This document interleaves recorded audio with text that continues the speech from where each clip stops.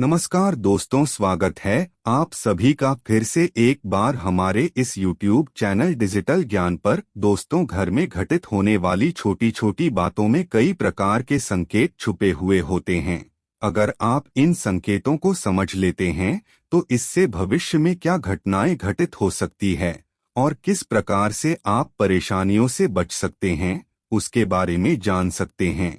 जिस प्रकार से जब घर में दरिद्रता बढ़ने की संभावना रहती है तो छोटी छोटी बातें इशारा करती रहती है। दोस्तों, आज के इस वीडियो में हम आप लोगों को वास्तुशास्त्र से संबंधित कुछ ऐसे अद्भुत और अनोखे तथ्य बताने जा रहे हैं जिसे जान करके आपका मन भी प्रसन्न हो जाएगा। दोस्तों, हमारे शास्त्रों में बहुत सारी ऐसी बातें बताई गई है जिनका पालन अगर आप करते हैं तो इससे न सिर्फ आपका दिन बेहतरीन तरीके से गुजरेगा बल्कि आप अपने जीवन को जबरदस्त बना सकते हैं। आज के वीडियो में हम आप लोगों को कुछ ऐसी खास चीजों के बारे में बताने जा रहे हैं जो न केवल आपके मान सम्मान में वृद्धि करेंगे बल्कि धन लाभ देने के साथ साथ भाग्य के दरवाजे भी खोल करके रख देंगे। यानी कि दुर्भाग्य को दूर करने वाला वीडियो कहा जा सकता है।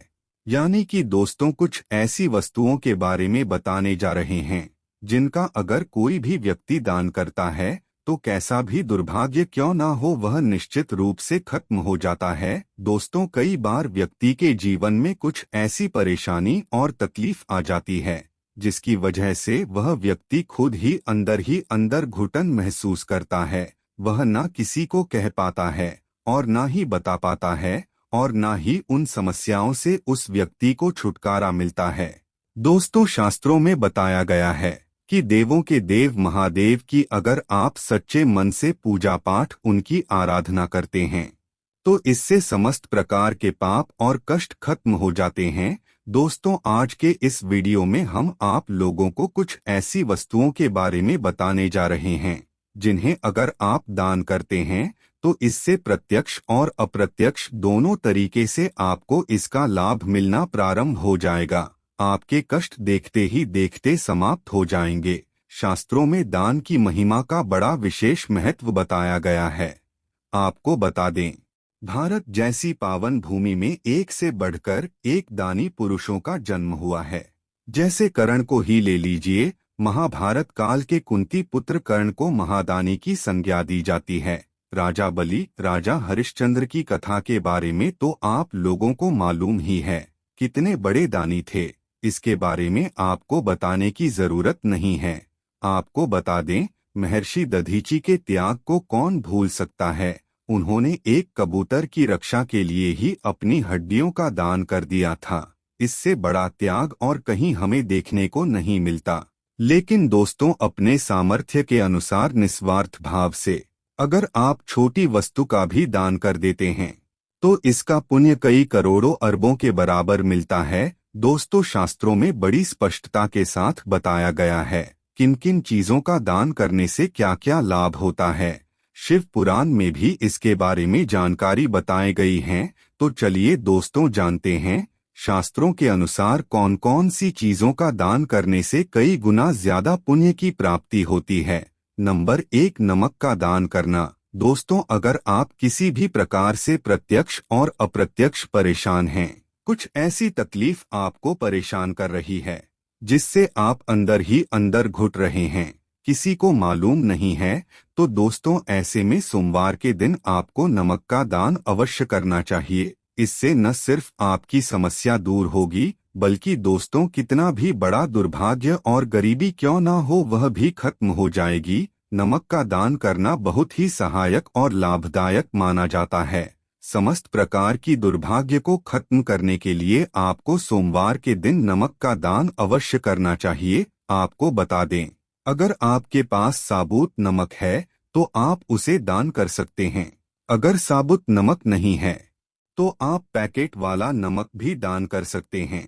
नंबर 2, गुड़ का दान करना। अगर आप अपने दाम्पत्य जीवन को बेहतर बनाना चाहते हैं, रिश्तों में सुधार करना चाहते हैं, तो ऐसे में आपको गुड़ का दान अवश्य करना चाहिए। पति पत्नी के बीच अगर संबंध मधुर नहीं है, घर परिवार के लोगों के बीच हमेशा अनबन होती रहती है, तो ऐसी स्थिति में आपको गुड़ का दान करना चाहिए। दोस्तों, आपको बता दे, भगवान भोलेनाथ को गुड़ काफी ज्यादा प्रिय होता है, इसलिए सोमवार के दिन अगर आप गुड़ का दान करते हैं तो इससे आपके रिश्ते में एक प्रकार का मिठास देखने को मिलेगा। दोस्तों, अगर कोई व्यक्ति लंबे समय से बीमार पड़ा हुआ है तो ऐसी स्थिति में उस व्यक्ति को सोमवार के दिन गुड़ का दान अवश्य करना चाहिए। इससे लंबे समय की बीमारी से छुटकारा मिलता है। नंबर 3, तिल का दान करना। दोस्तों, अगर आपका आत्मविश्वास डगमगाने लगा है, कभी कभी आप जब लोगों के सामने जाते हैं तो आप अच्छे से बातचीत नहीं कर पाते, या फिर जब इंटरव्यू देने के लिए जाते हैं तो वहां पर आपका आत्मविश्वास डगमगाने लगता है, कॉन्फिडेंस लेवल कम होने लगता है, तो ऐसी स्थिति में दोस्तों आपको बता दें, अगर आप तिल का दान करते हैं तो इससे आपको कॉन्फिडेंस लेवल बढ़ने लगेगा। सोमवार के दिन अगर आप काले तिल या फिर सफेद तिल का दान करते हैं तो इससे आपको कॉन्फिडेंस लेवल बड़ी ही तेजी से बढ़ने लगेगा, और आपके सामने कितना भी बड़ा ऑडियंस क्यों ना हो, उनके सामने बेधड़क बोल पाएंगे। शनिवार के दिन तिल का दान करना काफी शुभ माना जाता है। नंबर 4, घी का दान करना। दोस्तों, स्वास्थ्य के दृष्टिकोण से घी कितना महत्वपूर्ण है, इसके बारे में आप लोगों को बताने की जरूरत नहीं है, लेकिन शास्त्रों में बताया गया है, अगर आप घी का दान करते हैं तो इससे बीमारियां आपसे कोसों दूर चली जाती है। अगर आप अपने शरीर की रक्षा करना चाहते हैं तो दोस्तों आपको घी का दान अवश्य करना चाहिए। सर्दी, जुकाम और कई प्रकार की शारीरिक समस्याओं से बचने के लिए हमेशा ही हाथों से घी का स्पर्श करके घी का दान करना चाहिए। अगर आप गाय का घी दान करते हैं तो यह काफी श्रेष्ठ माना जाता है, इससे आपकी सभी प्रकार की मनोकामना पूर्ण होती है। दोस्तों, भगवान भोलेनाथ को पंचामृत से अभिषेक किया जाता है। उन पंचामृत में से एक घी को भी माना जाता है। आप महादेव को भी चढ़ाते हैं तो इससे भगवान भोलेनाथ आपकी सभी प्रकार की मनोकामना पूर्ण करते हैं। नंबर 5, अनाज का दान करना। किसी भी प्रकार का व्रत या फिर उपवास रखने के पश्चात जब उसका उद्यापन करने जाते हैं तो ब्राह्मण भोज कराने की सलाह दी जाती है, लेकिन हमेशा ब्राह्मण भोज संभव नहीं हो पाता है, तो ऐसे में दोस्तों ब्राह्मण के निमित्त कुछ अनाज का दान करना भी श्रेष्ठ माना जाता है। आपको बता दें, अनाज का दान करने से माता अन्नपूर्णा प्रसन्न होती है, जिससे जीवन में कभी भी अन्न धन की कमी नहीं होती। जो व्यक्ति अपने जीवन में अन्न का दान करता है उस व्यक्ति को कभी भी जीवन में कभी अन्न और धन की कमी नहीं होती, और दुर्भाग्य भी उसका दूर हो जाता है। नंबर 6, वस्त्र का दान करना। दोस्तों, अगर आप वस्त्र दान करने के लिए सक्षम है तो आपको अवश्य ही गरीबों और असहाय लोगों को वस्त्र दान करना चाहिए। आप जितना ज्यादा वस्त्र का दान करेंगे उतना ही ज्यादा शनिदेव और शुक्र देव आपसे प्रसन्न रहेंगे और आपकी जीवन में आने वाली तमाम प्रकार की समस्याओं को दूर कर देंगे।